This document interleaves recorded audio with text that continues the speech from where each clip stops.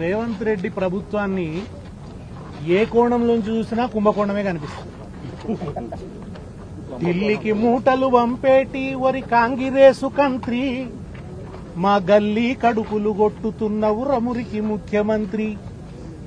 ఢిల్లీకి మూటలు వంపేటి వరి కాంగిరేసు కంత్రి, మా గల్లీ కడుపులు కొట్టుతున్న ఉరమురికి ముఖ్యమంత్రి.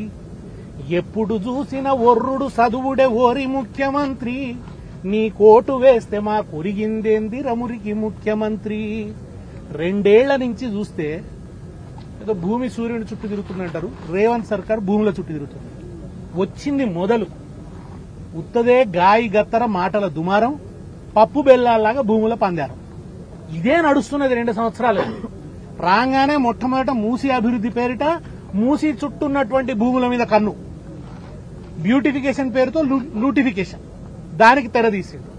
అది అయిందో లేదో సెంట్రల్ యూనివర్సిటీ భూముల మీద పడ్డాడు.